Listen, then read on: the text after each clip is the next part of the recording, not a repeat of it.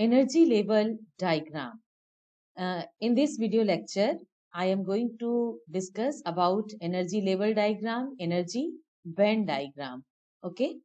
So, जैसा कि आप लोगों को एटॉमिक स्ट्रक्चर ऑफ सेमीकंडक्टर्स के बारे में आपके साथ में डिस्कस किया और आप कुछ लोग जानते हैं कि हर जो इलेक्ट्रॉन है वो न्यूक्लियस के चारों तरफ अलग अलग ऑर्बिट में रिवॉल्व करते हैं। अगर हम एक एक इलेक्ट्रॉन में उसकी जो एनर्जी है, अगर उस एनर्जी को उसके एनर्जी के मैग्नीट्यूड के हिसाब से अगर एक डायग्राम हम बनाए, ग्राफ हम बनाएं, तो हॉरिजेंटल एक्सिस लाइन को अगर हम 0 electron volt, 0 electron volt, what is electron volt? Electron volt energy का यूनिट है। जबकि हम इलेक्ट्रॉन के लेवल पर, एटम के अंदर इलेक्ट्रॉन के लेवल पर जब हम एनर्जी का कैलकुलेशन करते हैं, उस समय एनर्जी का यूनिट हम लेते हैं इलेक्ट्रॉन वोल्ट। एक इलेक्ट्रॉन को मूव कराने के लिए जब 1 वोल्ट का फोर्स देना पड़ता है, तब उसे हम कहते हैं इलेक्ट्रॉन वोल्ट। ठीक है, तो अगर हमने इस एक्सिस लाइन को 0 electron volt means the boundary of nucleus, क्योंकि न्यूक्लियस के एज पर, किनारे पर तो कोई इलेक्ट्रॉन नहीं होता, उसके कुछ सर्टेन गैप में ही, जैसा कि आप लोगों को एटॉमिक स्ट्रक्चर में दिखाया था। अगेन मैं एक बार फिर दिखा देती हूँ। एटॉमिक स्ट्रक्चर में जिस तरीके से ये एज है न्यूक्लियस का, ये एज है, किनारा है, इस किनारे पर कोई इलेक्ट्रॉन नहीं है। अब इलेक्ट्रॉन कहाँ पर है? या तो फर्स्ट ऑर्बिट में है, या सेकेंड ऑर्बिट में है, या थर्ड ऑर्बिट में है। तो ये जो डिस्टेंस है यहाँ से न्यूक्लियस के सेंटर से, ये पहला वाला जो ऑर्बिट का है ये कहलाता है R1, दूसरे वाले ऑर्बिट के लिए कहलाता है R2, और थर्ड वाले ऑर्बिट के लिए ये कहलाता है R3। तो R1, R2, R3, इस तरीके से अगर हम किसी एक ही पोजीशन पर, अगर एक ही पोजीशन पर R1, R2 और R3 कैलकुलेट करें, तो नंबर 1 के लिए रेडियस सबसे कम होगी, नंबर 2 का उससे ग्रेटर, और नंबर 3 के लिए उससे ग्रेटर। एक ही डायरेक्शन में अगर हम रेडियस को कैलकुलेट करते हैं तब। तो इस तरीके से अगर हम हर एक इलेक्ट्रॉन का अगर हम एनर्जी को कैलकुलेट करें और उनके बेसिस पर एक ग्राफ खींचें, तो उस ग्राफ को हम कहते हैं एनर्जी लेवल डायग्राम। और यहाँ पर आपको एनर्जी लेवल डायग्राम दिखा रहे हैं जिसमें हम एज ऑफ न्यूक्लियस से स्टार्ट करते हैं, जहां की इलेक्ट्रॉनिक एनर्जी है 0 इलेक्ट्रॉन वोल्ट। अब फर्स्ट ऑर्बिट में 2 इलेक्ट्रॉन होते हैं, तो फर्स्ट ऑर्बिट के 2 इलेक्ट्रॉन का 2 अलग अलग एनर्जी है, लेकिन वो दोनों एनर्जी जो है एक रेंज में ही होगी। तो एक इलेक्ट्रॉन की एनर्जी को अगर हम यहाँ पे इस फर्स्ट लेवल से दिखाएं, तो ये है एनर्जी लेवल 1। उसके बाद दूसरे इलेक्ट्रॉन की एनर्जी अगर उससे ज्यादा है, तो उसके लिए अगर हम एक लेवल को ड्रॉ करें, और यहाँ पर अपर, जैसे जैसे हम बॉटम टू टॉप की ओर या बॉटम से अप अपवर्ड इंक्रीमेंट करते हैं, अपवर्ड बढ़ते हैं, तो ये इस तरीके से एक एक लेवल बढ़ता जाता है। और इसलिए इस डायग्राम को एनर्जी लेवल डायग्राम कहते हैं, जिसमें हम इंडिविजुअल एक एक इलेक्ट्रॉन की एनर्जी को एक एक स्ट्रेट हॉरिजेंटल लाइन से शो कर रहे हैं। अब जैसा कि आप जानते हो कि एक ऑर्बिट में मिनिमम 2 इलेक्ट्रॉन, या फिर 8 इलेक्ट्रॉन, या फिर 18 इलेक्ट्रॉन, या 32 इलेक्ट्रॉन, जो कि उसके ऑर्बिट नंबर के अकॉर्डिंगली होता है, इस तरीके से रहेगा। तो अगर बोहर्स एटॉमिक मॉडल के हिसाब से अगर कैलकुलेट करें, तो हम ये पाते हैं कि एक ऑर्बिट के जितने भी इलेक्ट्रॉन्स हैं, उनकी जो एनर्जी है वो आसपास ही एग्जिस्ट करती है। मीन्स उनके जो एनर्जी का जो गैपिंग है या एग्जिस्टेंस है, वो एक सर्टेन रेंज के अंदर होता है। इसीलिए अब हम एनर्जी लेवल डायग्राम से शिफ्ट करते हैं एनर्जी बैंड डायग्राम की तरफ, जो कि कुछ इस तरीके से होता है। This is the edge of nucleus in the horizontal X axis direction. This is the edge of nucleus. Now In the first band, there are two electrons. In the first band, there are two electrons. So the two electrons may have two different energies. They may have two different energies, but their change of energy within the certain range. तो एक certain range, एक mid point के around ही उसकी जब energy होती, suppose किया कि ये एक मिड पॉइंट है, इस बैंड का ये एक मिड पॉइंट है, तो उससे कुछ लेवल ऊपर, उससे कुछ लेवल नीचे एक बैंड के इलेक्ट्रॉन की एनर्जी होती है। अब यहाँ पे चूंकि फर्स्ट बैंड में केवल दो ही इलेक्ट्रॉन है, तो यहाँ पर देखिए इसका बैंड का विड्थ जो है या रेंज जो है ये कम है, इस बहुत ही कम है। ये जो विड्थ है वो सिर्फ यहाँ से लेकर के यहाँ तक है ना। जबकि सेकेंड बैंड में चूंकि नंबर ऑफ इलेक्ट्रॉन्स की संख्या ज्यादा होती है, 8 इलेक्ट्रॉन्स है, और सिलिकॉन के केस में सेकेंड बैंड जब कंप्लीटली फिल्ड होता है तो इसमें 8 इलेक्ट्रॉन होते हैं, 1 2 3 4 5 6 7 8। ये जो 8 इलेक्ट्रॉन्स हैं ये डिफरेंट पोजीशंस पर होंगे, मतलब यहाँ पर जैसा कि मैं दिखा रही हूँ ये डिफरेंट एनर्जी लेवल्स हैं। हम चूंकि यहाँ पे 0 इलेक्ट्रॉन वोल्ट से बॉटम से स्टार्ट कर रहे हैं, तो ये 1 का एनर्जी लेवल यहाँ कहीं है, 2 का एनर्जी लेवल यहाँ कहीं है, 3 का एनर्जी लेवल यहाँ कहीं है, 4 का एनर्जी लेवल थोड़ा यहाँ पर है, 5 का यहाँ पर है, 6 का सबसे ऊपर में है ना। तो इस तरीके से आठों इलेक्ट्रॉन का एनर्जी लेवल जो है कहीं पर समान, कहीं पर अलग अलग हो सकता है, लेकिन जो वेरिएशन है उनके एनर्जीज का वो एक सर्टेन रेंज में ही होता है, ये यहाँ से लेकर के यहाँ तक, है ना। तो इसी रेंज के अंदर में इनके इलेक्ट्रॉन के एनर्जीज का वेरिएशन है, इसीलिए हम इस लेवल को, इस अलग अलग लेवल का जो एक पूरा का पूरा रेंज को हम क्या कहते हैं, एनर्जी बैंड। तो सेकेंड बैंड में चूंकि 8 इलेक्ट्रॉन्स हैं, तो ये सेकेंड बैंड का एनर्जी लेवल या एनर्जी बैंड। जब हम बहुत सारे इलेक्ट्रॉन्स की एनर्जी को एक बैंड के माध्यम से दिखाते हैं तब हम उसे कहते हैं एनर्जी बैंड।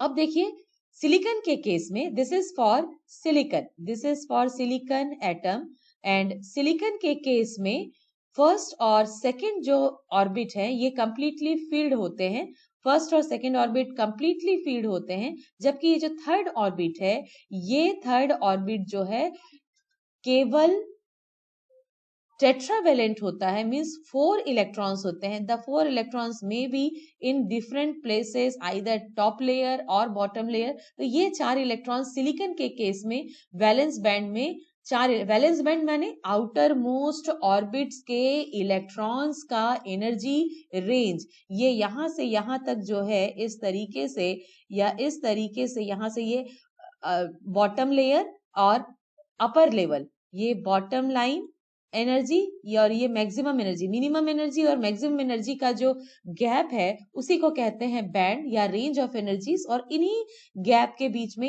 इसी रेंज के अंदर में वैलेंस इलेक्ट्रॉन्स लाई करते हैं, रहते हैं। तो ये हुआ आउटर मोस्ट ऑर्बिट के इलेक्ट्रॉन्स की एनर्जीज का जो रेंज है उसको हम दिखाते हैं किसके माध्यम से, वैलेंस बैंड के माध्यम से। This is known as valence band, outer most orbit का के इलेक्ट्रॉन्स का एनर्जी बैंड। अब यहाँ पर देखिए सिलिकॉन के केस में तो 3 ही बैंड है ना। सिलिकॉन के केस में first orbit, second orbit and third orbit, 3 he orbit है। तो फर्स्ट ऑर्बिट के लिए ये हो गया फर्स्ट बैंड, सेकेंड ऑर्बिट के लिए ये हो गया सेकेंड बैंड, और थर्ड ऑर्बिट के लिए थर्ड बैंड। चूंकि आउटर मोस्ट ऑर्बिट को हम वैलेंस शेल भी कहते हैं, और वैलेंस शेल के इलेक्ट्रॉन्स को वैलेंस इलेक्ट्रॉन्स कहते हैं, और वैलेंस इलेक्ट्रॉन्स की एनर्जीज को जो बैंड शो करता है उसे वैलेंस बैंड कहते हैं। अब देखिए इस एनर्जी बैंड डायग्राम में एक और यहाँ पर आपको देखने मिलेगा, जिसको हम, एक और बैंड देखने मिलेगा जिसको हम कहते हैं कंडक्शन बैंड। तो कंडक्शन बैंड किसे कहते हैं ये अच्छे से जानकारी होना है। क्लासिफिकेशन ऑफ सॉलिड टेक्निकली जिस बेसिस पर किया जाता है या जिस बेसिस पर हम सेमीकंडक्टर को आगे समझने जा रहे हैं उसमें 3 टर्म्स हैं। The first term is valence band, the second term is conduction band and the third term is forbidden energy gap। ये मैं आपको इस तरीके से दिखा रही हूं, एक नए डायग्राम में, यहाँ पर राइट साइड में जो डायग्राम आप देख रहे हो, it is the actually energy band diagram. यहाँ देखिए हमने एक्स एक्सिस में जो बॉटम लाइन है, उस बॉटम लाइन में अब हम एज ऑफ न्यूक्लियस न लेकर के हमने सीधा वैलेंस बैंड से स्टार्ट किया है। ये इसका करने का रीजन क्या है? इसका करने का रीजन ये है कि करंट कंडक्शन में केवल वैलेंस इलेक्ट्रॉन्स फ्री होंगे तभी वो कंडक्शन कर पाएंगे। आउटर मोस्ट ऑर्बिट के इलेक्ट्रॉन्स के फ्री होने के कंडीशन से ही उस मटेरियल का कंडक्शन का प्रॉपर्टी डिसाइड होता है, जबकि इनर जो लेयर्स है, इनर ऑर्बिट के इलेक्ट्रॉन्स जो हैं, वो किसी भी तरीके से करंट कंडक्शन में पार्टिसिपेट नहीं करते। इसीलिए ये जो नया एनर्जी बैंड डायग्राम हम यहाँ ड्रॉ किए हैं, this is the energy band diagram, जिसमें हम केवल वैलेंस बैंड, कंडक्शन बैंड और फॉरबिडन एनर्जी गैप, यही 3 टर्मिनोलॉजी का यूज करेंगे। अब वैलेंस बैंड को एक बार फिर से रिपीट कर देती हूँ।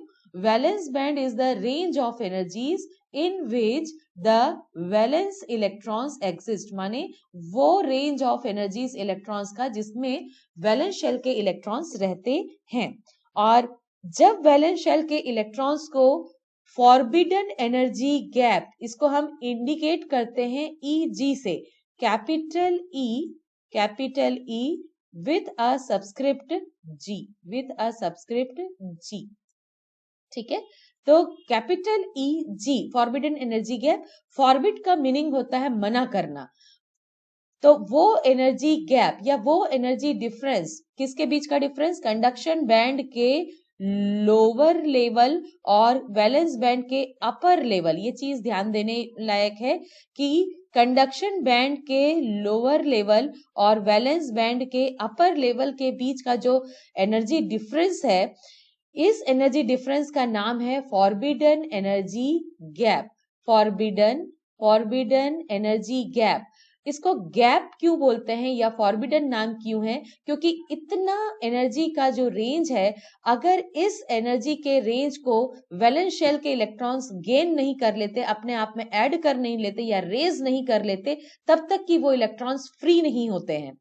अब फ्री इलेक्ट्रॉन्स का क्या कॉन्सेप्ट है? जो इलेक्ट्रॉन्स अपने एटॉमिक स्ट्रक्चर माने शेल से, यहां पर मैं आपको दिखा दूं कि अगर ये सिलिकॉन का एटम है, सिलिकॉन के एटम में आउटर मोस्ट ऑर्बिट में 4 इलेक्ट्रॉन्स हैं, तो अगर ये आउटर मोस्ट ऑर्बिट का ये इलेक्ट्रॉन अगर टेम्परेचर की वजह से, रूम टेम्परेचर या हायर टेम्परेचर की वजह से इतना एनर्जी गेन कर ले कि ये फ्री हो जाए, है ना, तो जब ये फ्री हो जाएगा तो ये इलेक्ट्रॉन जो है यहां से निकल करके, एटम से बाहर निकल करके इस न्यू पोजीशन में आ जाएगा, यहाँ एक न्यू पोजीशन में आ जाएगा। Now this pink colour representation is for the free electron, और ये इलेक्ट्रॉन ही बाहर निकल करके फ्री हो गया, तो अब इस वैलेंस शेल में एक इलेक्ट्रॉन की कमी हो जाती है, जिसको हम इस तरीके से राउंड होल के एक सर्कल के माध्यम से दिखाते हैं, जिसको हम कहते हैं होल। तो ये जो इलेक्ट्रॉन है, this is free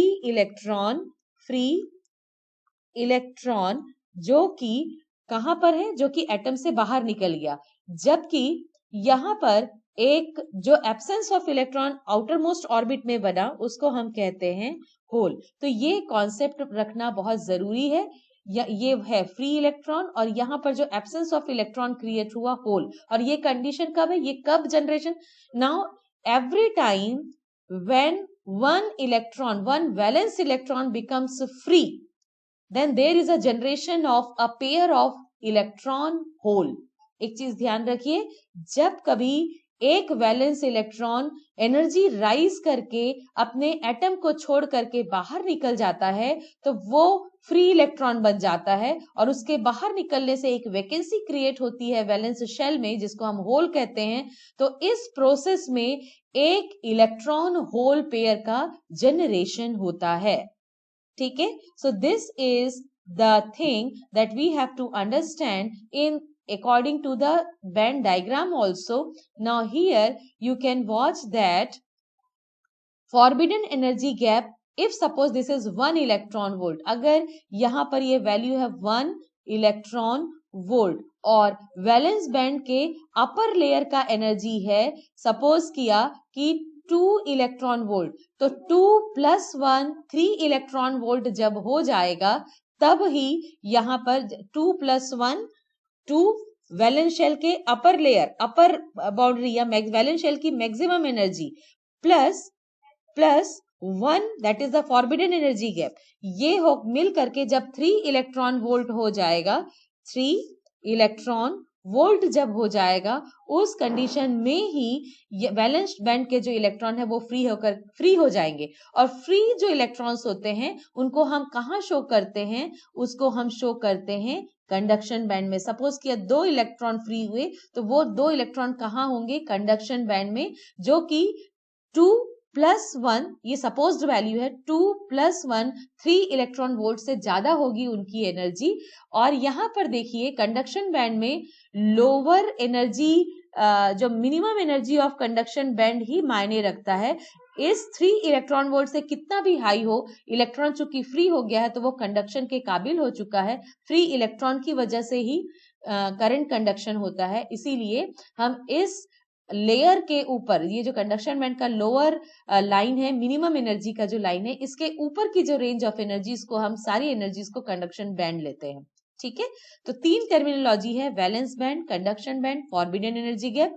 forbidden energy gap को एक बार फिर मैं रिपीट कर देती हूँ। अगर 2 इलेक्ट्रॉन वोल्ट से राइज करके 2.5 इलेक्ट्रॉन वोल्ट भी हो गया, तो यहां से वैलेंस बैंड से या वैलेंस शेल से इलेक्ट्रॉन फ्री नहीं हो पाएंगे जब तक कि वो 2 + 1 3 इलेक्ट्रॉन वोल्ट एनर्जी गेन नहीं कर लेते। 2.9 इलेक्ट्रॉन वोल्ट भी एनर्जी गेन करने के बावजूद वो valence shell, outer most orbit या वैलेंस बैंड का ही हिस्सा रहेंगे। जैसे ही 2 + 1 3 का कंडीशन, ये कंडीशन जब फुलफिल होगा, उसके बाद वो अपने एटम, वैलेंस इलेक्ट्रॉन जो अपने एटम को छोड़ करके बाहर निकल जाएगा। और जैसे ही वो वैलेंस शेल से बाहर निकल के, एटम से बाहर निकल के फ्री हो जाता है, तो हम उस फ्री इलेक्ट्रॉन को कंडक्शन बैंड में शो करते हैं। और जो मिनिमम रेंज ऑफ एनर्जीज है जिसको अचीव करना जरूरी है, जिसको अचीव करे बिना वैलेंस बैंड का इलेक्ट्रॉन फ्री नहीं हो सकता, उसको हम कहते हैं forbidden energy gap. That is about the energy band diagram. This is about the energy band diagram.